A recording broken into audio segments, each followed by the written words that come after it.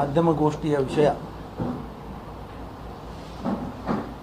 ಜಿಲ್ಲಾ ಉಸ್ತುವಾರಿ ಮತ್ತು ರಾಜ್ಯ ಕೈಗಾರಿಕಾ ಸಚಿವರಾದ ಸನ್ಮಾನ್ಯ ಶ್ರೀ ಎಂ ಬಿ ಪಾಟೀಲರು ಮತ್ತು ಇಂಡಿ ಮತಕ್ಷೇತ್ರದ ಶಾಸಕರಾದ ಶ್ರೀ ಯಶವಂತರಾಗೌಡ ಪಾಟೀಲರ ಬಗ್ಗೆ ಜಿಲ್ಲಾ BJPಯವರು ಕಳೆದ ಬುಧವಾರ ಪತ್ರಿಕಾಗೋಷ್ಠಿ ಮಾಡಿ ಕೆಲವು ಟೀಕೆಗಳನ್ನು ಮಾಡಿದ್ದಾರೆ.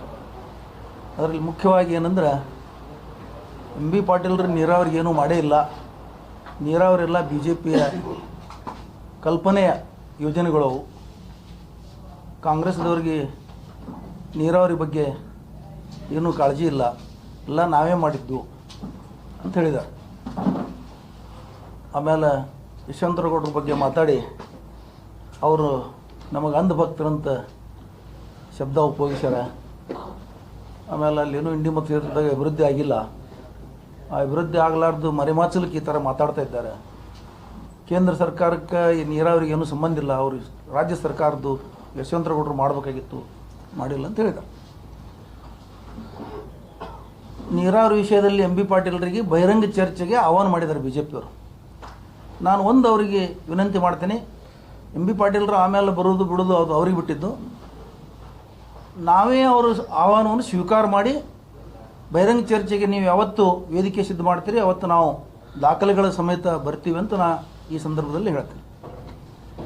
ಯಾಕಂತ ಕೇಳಿದ್ರೆ, ಬಿಜಾಪುರ ಜಿಲ್ಲೆ, ಉತ್ತರ ಕರ್ನಾಟಕ, ದಕ್ಷಿಣ ಕರ್ನಾಟಕ, ಇಡೀ ಕರ್ನಾಟಕ ರಾಜ್ಯದಲ್ಲಿ ನೀರಾವರಿ ಕೆಲಸಗಳು ಏನಾದರೂ ಆಗಿದ್ದರೆ 2013ರಿಂದ 18ನೇ ಪೀರಿಯಡಲ್ಲಿ, ಅದು ಎಂ ಬಿ ಪಾಟೀಲರ ನೀರಾವರಿ ಸಚಿವರಿದ್ದಾಗ, ಕೃಷ್ಣಾ ಮೇಲ್ದಂಡೆ ಯೋಜನೆಗೆ 50,000 ಕೋಟಿ ಹಣ ಕೊಡ್ತೀವಂತ ಏನು ವಾಗ್ದಾನ ಮಾಡಿದ್ರು ಹೊಸಪೇಟೆಯಲ್ಲಿ, ಅದರ ಪ್ರಕಾರ ಅಷ್ಟಕ್ಕಿಂತಲೂ ಹೆಚ್ಚಿಗೆ ಹಣ ತಂದು ಇಡೀ ಕೃಷ್ಣಾ ಮೇಲ್ದಂಡೆ ಯೋಜನೆ ಎಲ್ಲಿ ಎಲ್ಲಿ ಯಾವ ಜಿಲ್ಲೆಗೆ ಬರ್ತದೆ ಅದೆಲ್ಲ ಕಡೆ ಯುದ್ಧದೋಪಾದಿಯಲ್ಲಿ ಕೇವಲ 5 ವರ್ಷಗಳಲ್ಲಿ ಯೋಜನೆ ತಯಾರು ಮಾಡೋದು, ಅದನ್ನು ಟೆಂಡರ್ ಮಾಡೋದು, ಅದನ್ನು ಇಂಪ್ಲಿಮೆಂಟ್ ಮಾಡೋದು, 3 ಕೆಲಸಗಳು 5 ವರ್ಷದಲ್ಲಿ ಆಗಿದ್ದಾವೆ. ಇದು ಭಾಳ ಒಂದು ಒಳ್ಳೆಯ ಕೆಲಸ, ಯಾರೂ ಮಾಡಲಾರ್ದಂಥ ಕೆಲಸ ನೀರಾವರಿ ಕೆಲಸ ಎಂ ಬಿ ಪಾಟೀಲರು ಮಾಡಿದ್ದಾರೆ. ಇದು ಮಾಡದ ಮೇಲೆ ನಿಮ್ಮ BJPಯ ಶಾಸಕರು, ಇವತ್ತು ನೀವು ಪಕ್ಷದಿಂದ ಅವ್ರಿಗೆ ಉಚ್ಚಾಟನೆ ಮಾಡಿರಬಹುದು, ಅವರೇ ಸಿದ್ದೇಶ್ವರ ದೇವಸ್ಥಾನದ ಒಂದು ಕಾರ್ಯಕ್ರಮದಲ್ಲಿ ಎಂ ಬಿ ಪಾಟೀಲರನ್ನು ಆಧುನಿಕ ಭಗೀರಥ ಅಂಥೇಳಿ ಪ್ರಶಸ್ತಿ ಕೊಟ್ಟು ಬಾಯಿ ತುಂಬ ಹೊಗಳಿದ್ದಿದೆ. ಇಷ್ಟೆಲ್ಲ ಗೊತ್ತಿದ್ದು ನೀವು ಎಂ ಬಿ ಪಾಟೀಲರು ನೀರಾವರಿಗೆ ಏನೂ ಮಾಡಿಲ್ಲ ಅಂತ ಹೇಳೋದು ಇದು ಭಾಳ ಬಾಲಿಶತನದ ಹೇಳಿಕೆ. ಮೊದಲ ಇವರೆಲ್ಲ ಯೋಜನೆ ಏನಿತ್ತು, ಬಿಜಾಪುರ ಜಿಲ್ಲೆ ಯಾವ ಪರಿಸ್ಥಿತಿ ಇತ್ತು, ಇವತ್ತು ಯಾವ ಪರಿಸ್ಥಿತಿ ಇದೆ ಎಲ್ಲ ಗೊತ್ತಿದೆ ರೀ. ಅವರು ರೈತ ಕುಟುಂಬದಿಂದ, ಒಳ್ಳೆಯ ಕುಟುಂಬದಿಂದ ಬಂದವರೇ ಇದ್ದಾರೆ, ಎಲ್ಲ BJP ಅಧ್ಯಕ್ಷರಾಗಲಿ ಪದಾಧಿಕಾರಿಗಳಾಗಲಿ. ಆದರೆ ನೀರಾವರಿ ಬಗ್ಗೆ BJPನೇ ಮಾಡಿದೆ, ಉಳಿದವ್ರು ಮಾಡಿಲ್ಲ. ಕೆರೆ ತುಂಬುವ ಯೋಜನೆ ಅದು BJP ಸರ್ಕಾರ ಇದ್ದಾಗೆ ಮಂಜೂರಾಯಿತು ಅಂತ ಹೇಳಿದ. ಆ ಮಾತಿಗೆ ಕೆರೆ ತುಂಬ ಯೋಜನೆ BJP ಸರ್ಕಾರ ಇದ್ದಾಗ KS ಈಶ್ವರಪ್ಪ ನೀರಾವರಿ ಮಂತ್ರಿ ಇದ್ದಾಗ ಅದು ಮಂಜೂರಾತಿ ಕೊಟ್ಟಿದ್ದು ನಿಜ. ಇದು ನಾವು ಅವರಿಗೆ ಈಶ್ವರಪ್ಪನವ್ರಿಗೆ ಧನ್ಯವಾದ ಹೇಳಿದ್ವಿ, ಆಗಿನ ಸರ್ಕಾರಕ್ಕೂ ನಾವು ಧನ್ಯವಾದ ಹೇಳಿದ್ವಿ, ಎಂ ಬಿ ಪಾಟೀಲರು ಹೇಳಿದ್ದಾರೆ. ಆದರೆ ಕೆರೆ ತುಂಬೋ ಯೋಜನೆ ಒಂದು ಕನಸಿನ ಯೋಜನೆ ಎಂ ಬಿ ಪಾಟೀಲರದು, ಆ ಕಾನ್ಸೆಪ್ಟೇ ಯಾರಿಗೂ ಗೊತ್ತಿರಲಿಲ್ಲ. ನಾವೇ ಅವ್ರಿಗೆ ಪ್ರಶ್ನೆ ಮಾಡಿದ್ದೀವಿ, ಏನು ಸರ್ ಕೆರೆ ತುಂಬೋದಂದ್ರೆ ಹೆಂಗೆ ಸಾಧ್ಯ ಇದೆ, ಎಲ್ಲಿಂದ ತಂದು ತುಂಬೋರು, ಕೆರೆ ಹೆಂಗೆ ತುಂಬಲು ಬರ್ತೈತಿ ಅಂತ ಕೇಳಿವಿ. ಅವರು ಅವಾಗ ವಿಸ್ತೃತವಾಗಿ ನಮ್ಮೆಲ್ಲರಿಗೆ ಮನವರಿಕೆ ಏನು ಮಾಡಿದ್ರು, ಡ್ಯಾಮಿನಿಂದ ಹೊಳೆಯಿಂದ ನೀರು ಪೈಪ್ ಮುಖಾಂತರ ತಂದು ಕೆರೆಗಳಿಗೆ ತುಂಬಿ ಜನರಿಗೆ ಅನುಕೂಲ ಆಗ್ತದೆ, ಜಾನುವಾರುಗಳಿಗೆ, ರೈತರಿಗೆ ಅನುಕೂಲ ಆಗ್ತದೆ, ಅದಕ್ಕೆ ಯೋಜನೆಯನ್ನು ಮಾಡೋಣ ಅಂತ ಹೇಳಿದಾಗ ನಾವೊಂದು ತಿಂಗಳಾನುಗಟ್ಟಲೆ ಅವರು ಜೊತೆ ಸೇರಿ ನಾವೆಲ್ಲರೂ ಜಿಲ್ಲೆಯಾದ್ಯಂತ ಕೆರೆ ತುಂಬೋ ಯೋಜನೆ ಮಂಜೂರಾಗಲಿ ಅಂತೇಳಿ ಹೋರಾಟ ಮಾಡಿದ್ದು. ಎಂ ಬಿ ಪಾಟೀಲರು ಕಲ್ಪನೆ ಮಾಡಿದ್ದಿಲ್ಲ ಅಂದರೆ ಇವತ್ತಿಗೂ ಈ ಕೆರೆ ತುಂಬೋ ಯೋಜನೆ ಬರ್ತಿರಲಿಲ್ಲ. ಆಮೇಲೆ ಎಂ ಬಿ ಪಾಟೀಲರು ಕೆರೆ ತುಂಬ ಯೋಜನೆ ಮಾಡಿದ್ರು, ಕೆನಾಲ್ಗಳನ್ನು ಎಲ್ಲಿ ಬೇಕಲ್ಲಿ ತೊಗೊಂಡು ಹೋದರು. ನಾ BJPಯವ್ರಿಗೆ ಒಂದು ಮಾತು ಹೇಳ್ತೀನಿ, ನೀವೇ ಸೆಲೆಕ್ಟ್ ಮಾಡಿರಿ ಯಾವುದೇ ಒಂದು ಹೋಬಳಿ ಜಿಲ್ಲೆಯಲ್ಲಿ, ಆ ಹೋಬಳಿಗೆ ಹೋಗೋನು, ಅಲ್ಲಿ ಕೆನಾಲ್ ಅದಾವಿಲ್ಲ ಅನ್ನೋದು ನೀವೇ ನೋಡಿಬಿಡ್ರಿ. ನೀವು ಯಾವ ಚಸ್ಮಾ ಹಾಕ್ಕೊಂಡು ನೋಡಿದ್ರು ನಾವು ರೆಡಿ ಇದ್ದೀವಿ. ಯಾಕಂದ್ರೆ ಯಾವುದೇ ಹೋಬಳಿಗೆ ಹೋಗೋನು, ನಾವು ಪ್ರತಿ ಹಳ್ಳಿ ಅಂತ ಹೇಳೋದಿಲ್ಲ, ಹೋಬಳಿ ಅದಾವ, ಹೋಬಳಿ ಮಟ್ಟದಲ್ಲಿ ಹೋಗೋನು. ಇಲ್ಲಿ ಕೋರವಾರ ಹತ್ರ ಒಂದು ಅಭೂತ್ ಇಡೀ ಏಷ್ಯಾದಲ್ಲಿ ಅಂಥ ಒಂದು ಯೋಜನೆ ಇಲ್ಲ, ಆ ಥರ ಕೆನಾಲ್ ತೊಗೊಂಡೋಗಿದ್ದಾರೆ. ಕೆನಾಲ್ ಮೇಲೆ ಹೋಗ್ತದೆ, ಕೆನಾಲ್ ಕೆಳಗೂ ಹೋಗ್ತದೆ. ತಿಡುಗುಂದಿ ಅಕ್ವಡೇಟ್ ಇಲ್ಲಿ ಮದಮಾವಿ ಹತ್ತಿರ ಪ್ರಾರಂಭ ಆಗಿ ಅದು ತಿಡುಗುಂದಿವರೆಗೆ ಇಷ್ಟು ದೊಡ್ಡ ಅಕ್ವಡೇಟ್ ಮಾಡಿದ್ದು ಯಾರೂ ಮಾಡಿಲ್ಲ. ಇದು ಸಾಧ್ಯನೇ ಇಲ್ಲ ಇಂಥವು. ಇನ್ನೂ ಇಂಥವು ಭಾಳ ಅದಾವೆ. ತುಬಚಿ ಏತ ನೀರಾವರಿಗಳನ್ನು ಮಾಡಿ, ಪಿರಾಪುರ ಏತ ನೀರಾವರಿ ಇರ್ಬೋದು, ಮುಳವಾಡಿ ಏತ ನೀರಾವರಿ ಇವ್ರ ಕಾಲಕ್ಕೆ ಫುಲ್ ಇಂಪ್ಲಿಮೆಂಟ್ ಆಗಿ ಒಂದು ಹಂತಕ್ಕೆ ಬರ್ತದು. ಈ ಎಲ್ಲ ಏತ ನೀರಾವರಿಗಳು, ಕೆನಾಲ್ಗಳು, ಮೇನ್ ಕೆನಾಲ್, ಬ್ರ್ಯಾಂಚ್ ಕೆನಾಲ್ ಎಲ್ಲ ಸಿಕ್ಕಾಪಟ್ಟೆ ವರ್ಕ್ ಮಾಡ್ಯಾರ. ಇದನ್ನು ಯಾರ್ಯಾರು ಅಲ್ಲಗಳಿಲ್ಲ, ವಿರೋಧಿಗಳನ್ನು ಅಲ್ಲಗಳಿದಿಲ್ಲ ಇವತ್ತಿನ. ಆದರೆ ಇವರು ಇವತ್ತು ವಿಚಾರ ಮಾಡಿ ಈ ಥರ ಮಾತಾಡ್ತಾರಂದ್ರೆ ಅದು ನಾವು ಇವರು ಆಹ್ವಾನವನ್ನು ಸ್ವೀಕರಿಸ್ತೀವಿ. ಇವ್ರಿಗೆ ದಾಖಲೆಗಳನ್ನು ಮತ್ತು ಕೇವಲ ಕಾಗದ ತೋರಿಸೋದಿಲ್ಲ, ಎಲ್ಲೆಲ್ಲಿ ನೀರಾವರಿ ಆಗದ ಅದನ್ನು ಕರ್ಕೊಂಡೋಗಿ ತೋರಿಸ್ತೀವಿ. ನೀವೇ ಸೆಲೆಕ್ಟ್ ಮಾಡಿರಿ. ಇನ್ನು ಕಾಂಗ್ರೆಸ್ದವರಿಗೆ ಇನ್ನು ಅವ್ರು ಏನು ಹೇಳಿದ್ರು, ಇನ್ನೊಂದು ವಿಷಯ, ಬಬಲೇಶ್ವರ ಮತಕ್ಷೇತ್ರ ಅಲ್ಲೇನೂ ಅಭಿವೃದ್ಧಿನೇ ಆಗಿಲ್ಲ ಅಂತ ಹೇಳಿದ್ರು. ನೀವು ಬಬಲೇಶ್ವರ ನೋಡಿಲ್ಲ ಅಂದಂಗೆ ಆಯ್ತು ಅರ್ಥ. ನೀವು ಬಬಲೇಶ್ವರ ನೋಡಿದ್ರೆ ಈ ಮಾತು ಬರ್ತಿರ್ಲಿಲ್ಲ ನಿಮ್ಮ ಬಾಯಿಂದ. ಇವತ್ತು ನಾವೇ ಕೆಲವು ಸಲ ಅವ್ರಿಗೆ ಎಷ್ಟು ವರ್ಕ್ ಮಾಡ್ತಾರೆ ಬಬಲೇಶ್ವರಕ್ಕೆ ಅಂದ್ರೆ, ಏನು ಸರ್ ನೀವು ಬಬಲೇಶ್ವರಕ್ಕೆ ಮಂತ್ರಿನ ಏನು ಜಿಲ್ಲೆಗೆ ಮಂತ್ರಿ ಅಂತ ಕೇಳಿವಿ ನಾವು. ಅಷ್ಟು ರಾತ್ರಿಯಾಗಲ್ಲ ದುಡಿತಾರೆ ಅವರು ಬಬಲೇಶ್ವರ ಸಲುವಾಗಿ. ನಮ್ಮದು ಒಂದು ರಿಕ್ವೆಸ್ಟ್ ಇದೆ ಅವ್ರಿಗೆ, ಸರ್ ಅವಳು ಜಿಲ್ಲಾ ತುಂಬ ಬರ್ರಿ, ಅಲ್ಲಿನೂ ಬರ್ತಾರೆ ಅವರು, ಬಟ್ ಬಬಲೇಶ್ವರಕ್ಕೆ ಆದ್ಯತೆ ಭಾಳ ಕೊಡ್ತಾರೆ ಅವರು. ಅದನ್ನು ನಾವು ಹೊಗಳಬೇಕೆ, ಯಾಕಂದ್ರೆ ಪ್ರತಿಯೊಬ್ಬರು ತಮ್ಮ ಮತಕ್ಷೇತ್ರಕ್ಕೆ ಅದು ಮಾಡಬೇಕಾಗ್ತದೆ, ಮಾಡ್ತಾರೆ. ಬಬಲೇಶ್ವರ ಮತಕ್ಷೇತ್ರ ಅಭಿವೃದ್ಧಿ ಆಗಿಲ್ಲ ಅಂದ್ರೆ ನೀವು ಅಲ್ಲಿ ಹೋಗಿ ನೋಡಿ ಮಾತಾಡ್ರಿ. ನೀವು ನೋಡ್ಲಾರ್ದೇನೆ ಎಲ್ಲೋ ಕೂತು ಯಾರ ಬಗ್ಗೆನೂ ಟೀಕೆ ಮಾಡಬೇಡ್ರಿ. ಇನ್ನು ಯಶವಂತರಾಗೌಡರು ಅಲ್ಲಿ ಏನೂ ಅಭಿವೃದ್ಧಿ ಆಗಿಲ್ಲ, ಅವ್ರ ಕಡೆಯಿಂದ ಕೆಲಸ ಮಾಡೋಕ್ಕಾಗಿಲ್ಲ, ಅದನ್ನು ಮುಚ್ಕೊಳಕ ಇವರು ಅಂಧಭಕ್ತರು ಅಂತೇಳಿ ಹೇಳಿದ್ದಾರೆ. ಅಂಧಭಕ್ತರಂತ ಯಾರು ಹೇಳ್ಯಾರ? ಯಶವಂತಗೌಡರು ಹೇಳಿಲ್ಲದು. ಸುಮಾರು 7-8 ವರ್ಷಗಳಿಂದ ಅಂಧಭಕ್ತ ಅಂತ ಹೇಳಿದ್ದಾರೆ. 2-3 ದಿವಸದಿಂದ ಮೋದಿಯವರ ಒಂಥರ ಅಭಿಮಾನಿನೇ ರಂಗಣ್ಣ ಅಂತ, ಪಬ್ಲಿಕ್ ಟಿವಿ ರಂಗಣ್ಣ ಅಂತ ಹೇಳಿ ಅವರು ಉಳಿದಾರೆ. ಇವರಿಗೆಲ್ಲ ಮೋದಿಯವರಿಗೆ ಟೀಕಾ ಮಾಡಿದ್ದಾರೆ, ಮಬ್ಬ ಭಕ್ತರು ಅಂತ ಹೇಳಿದ್ದಾರೆ. ರಂಗಣ್ಣ ಹೇಳಿದ್ರೆ ಸುಖ ಆಗ್ತದೆ ನಿಮಗೆ? ಪಬ್ಲಿಕ್ ಟಿವಿಯವರು ಅಂಧಭಕ್ತರು ಅಂದ್ರೆ, ಮಬ್ಬ ಭಕ್ತ ಅಂದ್ರೆ ಸುಖ ಆಗ್ತದೆ, ಉಳಿದವ್ರು ಅಂದ್ರೆ ಆಗೋದಿಲ್ಲ ನಿಮಗೆ? ಅದು ಭಾಳ ಖುಷಿ ಕೊಡ್ತದೆ ನಿಮಗೆ? ಅವ್ರು ಹೇಳಿದ್ದು, ಯಶವಂತರಗೌಡರು ಹೇಳಿದ್ದು ಇದು ಶಬ್ದ ಅಲ್ಲಿದು.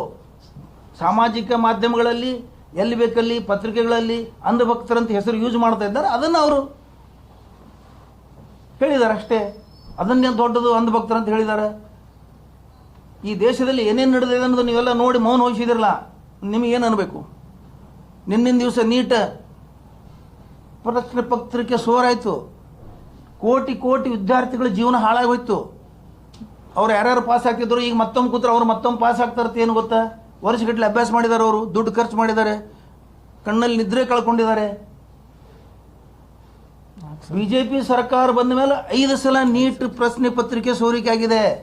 ಅದು ಎಲ್ಲೆಲ್ಲಿ ಬಿಜೆಪಿ ಸರ್ಕಾರಗಳಿದ್ದಾವೆ ಅಲ್ಲೆಲ್ಲಾಗಿದೆ.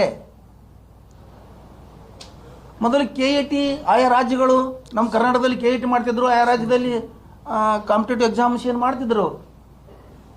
ಅದನ್ನು ಕೇಂದ್ರೀಕೃತ ಮಾಡಿ ಒಂದೇ ಕಡೆ ನೀಟ್ ಮಾಡೋ ಉದ್ದೇಶನೇ ನೀವು ಅದರಲ್ಲಿ ಭ್ರಷ್ಟಾಚಾರ ಮಾಡೋಕು, ಅದರಲ್ಲಿ ಜನರಿಗೆ ಮೋಸ ಮಾಡೋಕಂತ ಮಾಡಿದ್ದು ನೀವು. ಆ ಯೋಜನೆ ನೀಟ್ ಮಾಡೋ ಅವಶ್ಯಕತೆನೇ ಇರಲಿಲ್ಲ, ಜನರಿಗೆ ಮೋಸ ಮಾಡೋಕಂತ ಮಾಡಿದಿರಿ ನೀವು. ಇವತ್ತು ಕಾಳಜಿ ಇಲ್ಲ ನೀವು ವಿದ್ಯಾರ್ಥಿಗಳ ಬಗ್ಗೆ. BJP ಫ್ಯಾಮಿಲಿ ಕಾರ್ಯಕರ್ತರ ಫ್ಯಾಮಿಲಿಯಲ್ಲಿ ವಿದ್ಯಾರ್ಥಿಗಳಿಲ್ವಾ? ವಿದ್ಯಾರ್ಥಿಗಳಂದ್ರೆ ವಿದ್ಯಾರ್ಥಿಗಳೇ ಅವರು, ಅವರಿಗೆ ಪಕ್ಷ ಪಂಗಡ ಇರುವುದಿಲ್ಲ. ಅದನ್ನು ನೀವು ನೋವಾಗಲ್ವಾ ನಿಮಗೆ? ವಿದ್ಯಾರ್ಥಿಗಳ ಬಗ್ಗೆ ನಿಮಗೆ ನೋವಾಗ್ತಾ ಇಲ್ವಾ? ಅದ್ರ ಬಗ್ಗೆನೂ ಮಾತಾಡಿ. ಯಾಕೆ ಹೀಗಾಗ್ತದೆ, ಆಗಬಾರ್ದು ಅಂತ ಆಗ್ರಹ ಮಾಡಿ ನಿಮ್ಮ ಸರ್ಕಾರಕ್ಕೆ. ಆಮೇಲೆ ಈ ದೇಶದಲ್ಲಿ ನೀರಾವರಿ ಕಲ್ಪನೆನೇ ಇರಲಿಲ್ಲ, ನೀರಾವರಿ ಕಲ್ಪನೆನೇ ಮೋದಿಯವರಿಂದ ಬತ್ತು, BJPಯಿಂದ ಬತ್ತು ಅಂತ ಹೇಳಿದ್ರು. ನಾವೊಂದು ಪ್ರಶ್ನೆ ಮಾಡ್ತೀನಿ ವಿನಂತಿಯಿಂದ. 12 ವರ್ಷಗಳಲ್ಲಿ ಎಲ್ಲೆಲ್ಲಿ ನೀವು ಡ್ಯಾಮ್ಗಳಿಗೆ ಫೌಂಡೇಶನ್ ಹಾಕಿದಿರಿ, ಎಷ್ಟು ಡ್ಯಾಮ್ಗಳು ತಯಾರಾಗ್ಯಾವ, ಎಷ್ಟೆಷ್ಟು ಸ್ಯಾಂಕ್ಷನ್ ಮಾಡಿದ್ದೀರಿ ಅನ್ನೋದು ನೀವು ಶ್ವೇತಪತ್ರ ಹೊರಡಿಸ್ಬೇಕು. ರಾಷ್ಟ್ರದವ್ರು ಆಗಲಿಕ್ಕಿಲ್ಲ, ನೀವೇ ಮಾಡಬೇಕು. ಜಿಲ್ಲಾದವ್ರು ಎಲ್ಲೆಲ್ಲದ ಅನ್ನೋದು ನೀವು ಜಿಲ್ಲಾ ನಾಯಕರುಗಳು, BJP ನಾಯಕರುಗಳು ದಯವಿಟ್ಟು ಇಡೀ ರಾಷ್ಟ್ರದಲ್ಲಿ ಎಲ್ಲೆಲ್ಲಿ ನೀರಾವರಿ ಯೋಜನೆಗಳಾದವು, ಎಲ್ಲೆಲ್ಲಿ ಬ್ರಿಡ್ಜ್ಗಳಾದವು, ಎಲ್ಲೆಲ್ಲಿ ಅಣೆಕಟ್ಟುಗಳಾದವು, ಕಾಂಗ್ರೆಸ್ ಸರ್ಕಾರದಲ್ಲಿಯೇ ಅಣೆಕಟ್ಟುಗಳು ಬ್ರಿಡ್ಜ್ಗಳು ಅವಾಗೇನು ಸ್ಯಾಂಕ್ಷನ್ ಆಗ್ಯಾವ ಅವನ್ನೇ ಓಪನಿಂಗ್ ಹೋಗೋದು, ಅಲ್ಲಿ ಜನ ಇರಲಿ ಬಿಡಲಿ ಫೋಟೋ ತಕ್ಕೊಳ್ಳು, ಕೈ ಬೀಸಿ ಫೋಟೋ ತಕ್ಕೋತೀರಿ ನೀವು ಮಾಡಿದ ಯೋಜನೆ ಏನಂಗೆ ತೋರಿಸ್ತಿರೋದನ್ನು. ಇದ್ರ ಬಗ್ಗೆ ಪಶ್ಚಾತ್ತಾಪ ಮಾಡ್ಕೋಬೇಕು ನೀವು. ಈ ದೇಶದಲ್ಲಿ ಒಂದು ಕುಂಡು ಪಿನ್ ತಯಾರಾಗ್ತಿದ್ದಿಲ್ಲ. ನೆಹರೂರವರು ಪ್ರಧಾನಮಂತ್ರಿ ಆದಮೇಲೆ ಬೃಹತ್ ಕೈಗಾರಿಕೆಗಳು, ಬೃಹತ್ ಆಣಕಟ್ಟುಗಳು, ನೀರಾವರಿ ಯೋಜನೆಗಳು, ಈ ದೇಶ ಅಂತಾರಾಷ್ಟ್ರೀಯ ಮಟ್ಟದಲ್ಲಿ ಗುರುತಿಸುವಾಗ 17 ವರ್ಷಗಳ ಕಾಲ ಅವರು ಪ್ರಧಾನಮಂತ್ರಿಯಾಗಿ ಈ ದೇಶವನ್ನು ಅಂತಾರಾಷ್ಟ್ರೀಯ ಮಟ್ಟದಲ್ಲಿ ಗುರುತಿಸೋ ಥರ ಕೆಲಸ ಮಾಡಿದ್ದಾರೆ ಅವರು. ಅವಾಗ ಭಾರತ ದೇಶ ಅಂತಾರಾಷ್ಟ್ರೀಯ ಮಟ್ಟದಲ್ಲಿ ಗುರುತಿಸಿದೆ. ಇವತ್ತು 12 ವರ್ಷಗಳ ಕಾಲ ಕೆಲಸ ಮಾಡಿದಂಥ ನೀವು ಇವತ್ತು ಅಂತಾರಾಷ್ಟ್ರೀಯ ಮಟ್ಟದಲ್ಲಿ ದೇಶದ ಮಾನವನ್ನು ಹರಾಜಿಗೆ ಹಾಕ್ತಾ ಇದ್ದೀರಿ. ಇಸ್ರೇಲ್ಗೆ ಹೋಗಿ ಫಾದರ್ಲ್ಯಾಂಡ್ ಅಂತ ಹೇಳಿದವಾಗ ಇದು ದೇಶದ ಮಾನ ಹರಾಜು ಆಗಲಿಲ್ವಾ?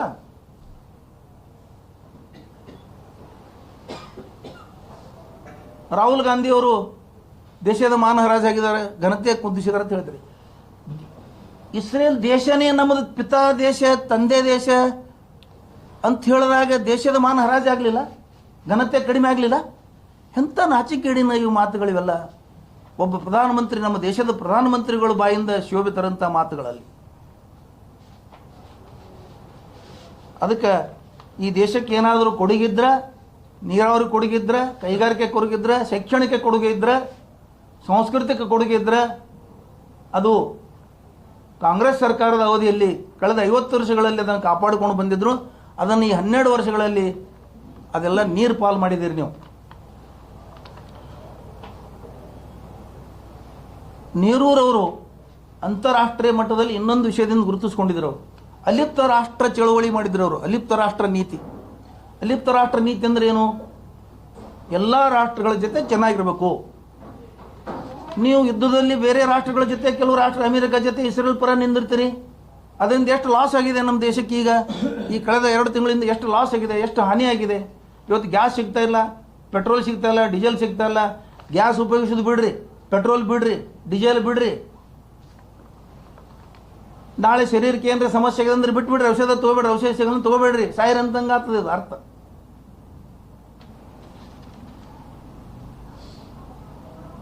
ನಿನ್ನಿನ ದಿವಸ ಪೆಟ್ರೋಲ್ ಹೆಚ್ಚು ಮಾಡಿದಿರಿ. ಏನು ಅವಶ್ಯಕತೆ ಇತ್ತು ಪೆಟ್ರೋಲ್ ಹೆಚ್ಚು ಮಾಡೋದು? 5 ರಾಜ್ಯಗಳ ಚುನಾವಣೆ ಮುಗಿಯುವವರೆಗೆ ನೀವು ಕಾಯ್ದಿದ್ರಿ. ಈಗ ಸಡನ್ಲಿ 3 ರೂಪಾಯಿ ಹೆಚ್ಚಿಗೆ ಮಾಡಿದಿರಿ. ದೇಶದ ಜನರಿಗೆ ಲಾಸ್ ಆಗೋದಿಲ್ವಾ? ಕಾಂಗ್ರೆಸ್ ಸರ್ಕಾರ ಇದ್ದಾಗ ಒಂದು 50 ಪೈಸೆ ಏರಿಸಿದ್ರೆ ನಮ್ಮ ಮಾಧ್ಯಮ ಮಿತ್ರರು ಪೆಟ್ರೋಲ್ ಬಂಕಿನ ಮುಂದೆ ಕ್ಯಾಮರಾ ಹಿಡ್ಕೊಂಡು ಹೋಗಿ ನಿಂತು ಜನರ ಜೇಬಿಗೆ ಕತ್ತರಿ ಅಂತ ತೋರಿಸಿದ್ರು. ಈಗ ಎಷ್ಟು ಹೆಚ್ಚಾಯ್ತು? ನಮ್ಮ ಮಾಧ್ಯಮ ಮಿತ್ರ ಯಾಕೋ ಅದು ತೋರಿಸೋದೇ ಇಲ್ಲ. ಇರ್ಲಿ ಆಮೇಲೆ ಮಾತಾಡ್ರಿ.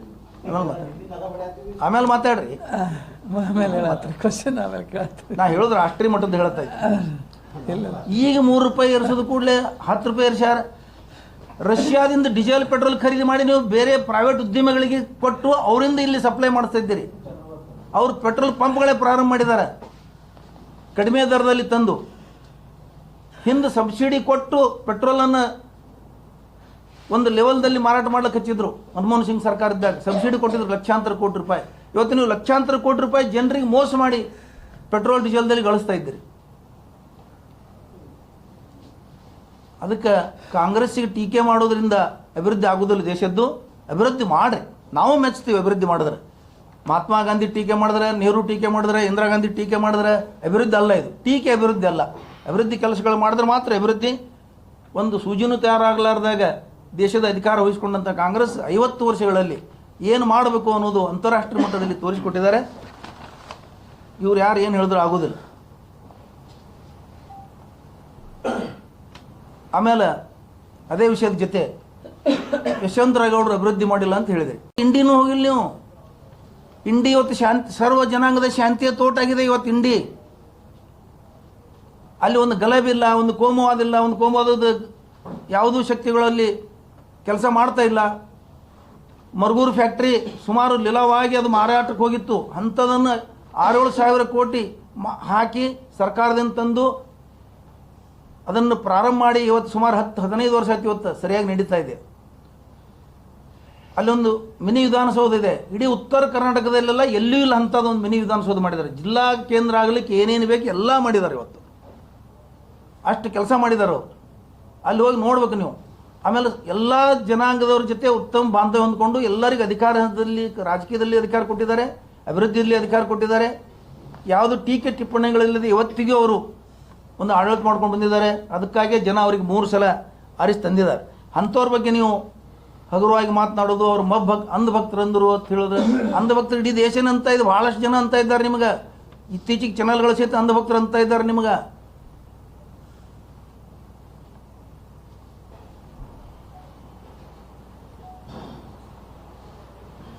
ಅವರು ಅಲ್ಲಿ ಕೈಗಾರಿಕಾ ಪಾರ್ಕ್ ನಿರ್ಮಾಣ ಮಾಡಿದ್ದಾರೆ, ITI ಮಾಡಿದ್ದಾರೆ, ಕಾಲೇಜುಗಳು ಮಾಡಿದ್ದಾರೆ, ಶೈಕ್ಷಣಿಕ ಕ್ರಾಂತಿನೇ ಮಾಡಿದ್ದಾರೆ. ಇಂಡಿ 224 ಮತಕ್ಷೇತ್ರಗಳಲ್ಲಿ ಕೊನೆಯ ಸ್ಥಾನದಲ್ಲಿದ್ದಂಥ ಇಂಡಿ ಇವತ್ತು ಅದು ಮೊದಲನೇ ಸ್ಥಾನದಲ್ಲಿ ಬಂದು ನಿಲ್ಲುವ ಒಂದು ಲೆವೆಲ್ಗೆ ಇಂಡಿ ಮತಕ್ಷೇತ್ರ ಅವರು ತಂದಿದ್ದಾರೆ. ಅದಕ್ಕೆ ನಾವು ಅವ್ರಿಗೆ ಈ ಸಂದರ್ಭದಲ್ಲಿ ಅದನ್ನು ವಿವರಣೆಯನ್ನು ನಿಮ್ಗೆ ಕೊಡ್ತಾ ಇದ್ದೀವಿ. ಆಮೇಲೆ ನೀವು ಅವರು ಕೇಂದ್ರ ಸರ್ಕಾರದವ್ರು ನೀರಾವರಿ ಕೆನಾಲ್ಗಳು ರಿಪೇರಿ ಕೆಲಸ ಮಾಡ್ಬೇಕಂತ ಹೇಳಿದಾಗ ನೀವು ನಿನ್ನೇನು ಹೇಳಿದ್ರಿ? ಏನೂ ಸಂಬಂಧ ಇಲ್ಲ ಕೇಂದ್ರ ಸರ್ಕಾರಕ್ಕೆ ಮತ್ತು ಈ ರಾಜ್ಯ ಸರ್ಕಾರಕ್ಕೆ. ರಾಜ್ಯ ಸರ್ಕಾರನೇ ಮಾಡ್ಬೇಕು ಆ ನೀರಾವರಿ ಕೆಲಸ ಅಂತ ಹೇಳಿದ್ರಿ. ಹಂಗಾರೆ ನೀವು ಕಳೆದ ಸಾಲಿನಲ್ಲಿ ರಮೇಶ್ ಜಿಗಜಿಣಗಿ ನಿಮ್ಮ ಸಂಸದರು ನಾ 2006 ಕೋಟಿ ಕೇಂದ್ರ ಸರ್ಕಾರದಿಂದ ತಂದೀನಿ ಅಂತ ಹೇಳ್ಕೊಂಡಿದ್ರು. ಹಂಗಾರೆ ಅದು ಸುಳ್ಳು ಹೇಳಿದ್ರಂತ ಅರ್ಥ ಆಯ್ತಲ್ಲ ಇದ್ರು. ಕೇಂದ್ರ ಸರ್ಕಾರಕ್ಕೆ ನೀರಾವರಿ ವ್ಯವಹಾರಿಗೆ ಸಂಬಂಧ ಇಲ್ಲ, ನೀರಾವರಿ ಇಲಾಖೆಗೆ ಸಂಬಂಧ ಇಲ್ಲ, ಅಭಿವೃದ್ಧಿ ಸಂಬಂಧ ಇಲ್ಲ ಅಂತ ಹೇಳಿದ್ರೆ ಅವರು 2600 ಕೋಟಿ ತಂದಿದ್ದು ಸುಳ್ಳು ಅಂತ ಹೇಳ್ದಂಗೆ ಆತಲ್ಲ. ಅದನ್ನು ನೀವು ಒಪ್ಕೋತೀರಾ? ಸುಳ್ಳು ಹೇಳಿದಾರಂತ ಒಪ್ಕೋತೀರಾ?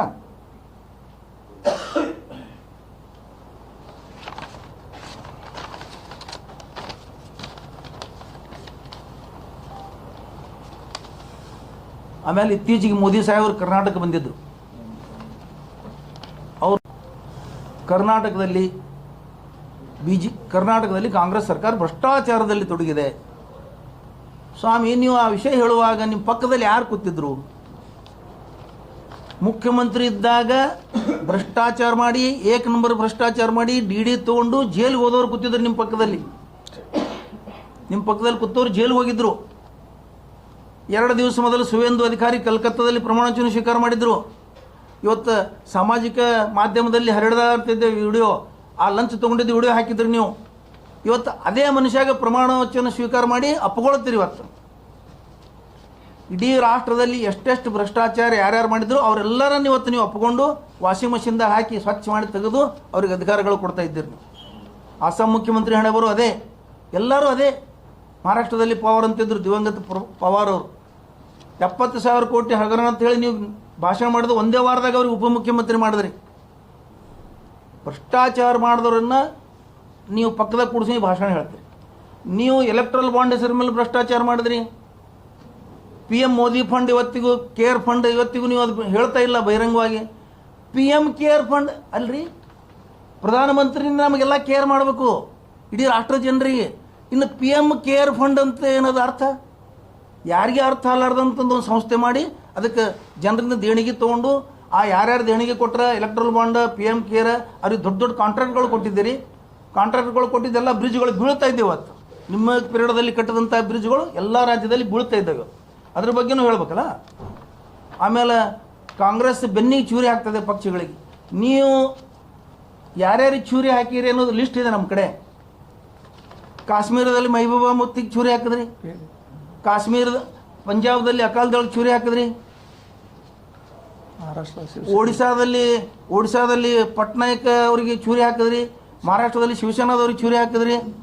ನೀವು ಇದೇ ಮಮತಾ ಬ್ಯಾನರ್ಜಿ ಜೊತೆ ಸರ್ಕಾರ ಮಾಡಿದ್ರಿ. ನೀವು ನಿಮಗೆ ಯಾರ್ಯಾರು ಸಹಾಯ ಮಾಡ್ಯಾರ ನೀವು ಅವರೆಲ್ಲರಿಗೂ ಚೂರಿ ಹಾಕಿದ್ರಿ. ನಿತೀಶ್ ಕುಮಾರ್ ಅವ್ರಿಗೆ ಇತ್ತೀಚೆಗೆ ನೀವು ಅವ್ರಿಗೆ ಬೆನ್ನ ಚೂರಿ ಹಾಕಿದ್ರಿ. ಕಾಂಗ್ರೆಸ್ನಲ್ಲಿ ಚೂರಿ ಹಾಕಿದ್ರೆ ತೋರಿಸ್ರಿ. ಟೀಕೆ ಮಾಡೋಕ್ಕೂ ಟಿಪ್ಪಣಿ ಮಾಡೋಕ್ಕೂ ಒಂದು ಲಿಮಿಟ್ ಇರಬೇಕಲ್ಲ. ಮಾಡುವುದೆಲ್ಲ ನೀವು ಮಾಡಿ ಎಲ್ಲ ಕಾಂಗ್ರೆಸ್ ಮೇಲೆ ಹಾಕ್ತಾ ಇದ್ದೀರಿ. ಅದಕ್ಕೆ ನಾ ಈ ಸಂದರ್ಭದಲ್ಲಿ ಹೇಳೋದಂದ್ರೆ, ನಮ್ಮ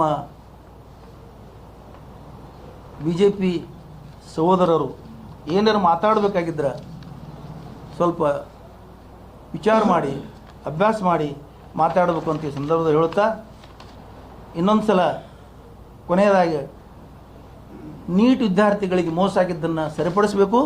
ಆ ನೀಟ್ ವಿದ್ಯಾರ್ಥಿಗಳಿಗೆ ಆಯಾ ರಾಜ್ಯದಲ್ಲಿ ಮೊದಲಿನ ಥರ ಆಯಾ ರಾಜ್ಯ ಸರ್ಕಾರಗಳು ಪರೀಕ್ಷೆಗಳನ್ನು ನಡೆಸಿ ಆಯ್ಕೆ ಮಾಡೋ ಪ್ರಕ್ರಿಯೆ ಪ್ರಾರಂಭ ಮಾಡಬೇಕು. ಯಾಕಂದರೆ ಇದು ನಿಮ್ಮ ಕೈಯಿಂದ ಆಗೋದಿಲ್ಲ. ರಾಷ್ಟ್ರ ಮಟ್ಟದಲ್ಲಿ ನೀವು ಕೇಂದ್ರೀಕರಣ ಮಾಡಿದ್ದೆ ಅದಕ್ಕೆ ಮೋಸ ಮಾಡೋಕ್ಕೆ. ಅದಕ್ಕೆ ನೀವು ಮೊದಲಿನ ಥರನೇ ಪದ್ಧತಿ ತರಬೇಕು ಅಂತ ನಾನು ಈ ಸಂದರ್ಭದಲ್ಲಿ ಆಗ್ರಹ ಮಾಡ್ತೀನಿ. ಆಮೇಲೆ ನಿನ್ನಿನ ದಿವಸ ನೀವು ಬೆಲೆ ಏರಿಸಿದಂಥ ಪೆಟ್ರೋಲ್, ಡೀಸೆಲ್ ಇವು ಆಗಿಂದಾಗ ಹಿಂತಕ್ಕೋಬೇಕು. ಗ್ಯಾಸ್ಗಳು ಇವತ್ತು ಅಡುಗೆ ಮಾಡೋದು ಸಮಸ್ಯೆ ಆಗಿಬಿಟ್ಟಿದೆ. ಹೋಟೆಲ್ಗಳು ಬೆಂಗಳೂರಲ್ಲಿ ಬಂದಾಗಿದ್ದಾವೆ, ಹೋಟೆಲ್ಗಳು 50% ಹೋಟೆಲ್ಗಳು ಬಂದಾಗಿದ್ದಾವೆ. ಅದಕ್ಕೆ ಇವೆಲ್ಲನೂ ಮಾಡಬೇಕು ಹೊರತಾಗಿ ಬರೀ ಟೀಕೆ ಟಿಪ್ಪಣಿ ಮಾಡೋದ್ರಲ್ಲಿ ಕಾಲ ಹಣ ಮಾಡಬಾರ್ದು ಅಂತ ಈ ಸಂದರ್ಭದಲ್ಲಿ ಹೇಳ್ತಾರೆ. ರವಿ ಬ್ರದರ್ಸ್ ಅವರು ಒಂದೆರಡು ಹೇಳ್ತಾರೆ.